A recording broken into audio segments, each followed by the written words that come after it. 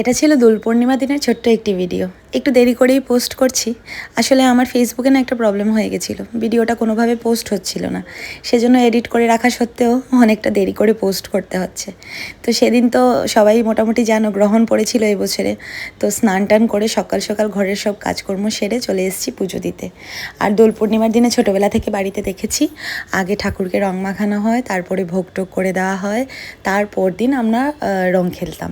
তো ঠিক সেভাবেই আজকে দোল পূর্ণিমার দিনে গ্রহণ লাগার আগে আমি আমার পুজো সেরে নিলাম, সবাইকে রং দিয়ে দিলাম। আর গোপালকে রং না মাখালে কি দোল উৎসব শুরু হবে বলো তো তোমরাই। আর ওই একটু মিষ্টি জল দিয়ে দিলাম। আসলে ভোগ টোগ রান্না করার মতো সুযোগ সুবিধা আমি এখনও করে উঠতে পারিনি, আর সময়েরও একটু অভাব। আশা করছি ভবিষ্যতে হয়তো বা করতে পারবো। তারপরে ওই তুলসী মাকে একটু রং দিয়ে দিলাম। আসলে ছোটোবেলা থেকে না আমি এইভাবেই দেখে এসেছি, আমার বাড়িতে মা এইভাবেই পুজো করতো, যেটা শিখে এসেছি সেটাই মোটামুটি চেষ্টা করি করার। আর আজকে যেহেতু আমরা নিরামিষ খাই পূর্ণিমার দিনে, মোটামুটি সবাই হয়তো খায়, সেজন্য বরমশাই নিয়ে এসছে সকাল সকাল গিয়ে পুঁই শাক। এসে আমাকে বললো সর্ষে পোস্ত দিয়ে একটু ভালো করে চচ্চড়ি করে দাও। তাহলে ঠিক আছে, মাঝে মধ্যেও এরকম করে যখন যেটা খেতে ইচ্ছে হয় সেটা নিয়ে আসবে। আর আমি ব্যস্ত থাকি যাই থাকি, মোটামুটি আমি চেষ্টা করি ওকে করে দেওয়ার।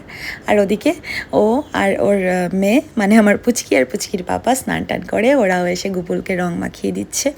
আর আমাদের পুচকিকে দেখো কত আদর ভালোবেসে ও গোপালকে রং মাখাচ্ছিল। আর আমাকে দেখো কত সুন্দর ও এবারে রং মাখিয়েছে। আসলে জানো তো এবারে অনেকটা বড় হয়ে গেছে, আর হোলি ব্যাপারটাও বুঝতে পারছে। সেজন্য আমাদের হাজারো মন খারাপ হওয়া সত্ত্বেও আমরা না এই ব্যাপারটাকে এবার আর এড়াতে পারলাম না। আসলে বাচ্চাদের খুশিই তো আমাদের কাছে সব, কি তাই না? এদিকে আমার রান্নাও হয়ে গেল। কেমন হয়েছে ভিডিওটা সবাই কমেন্ট করে বলো।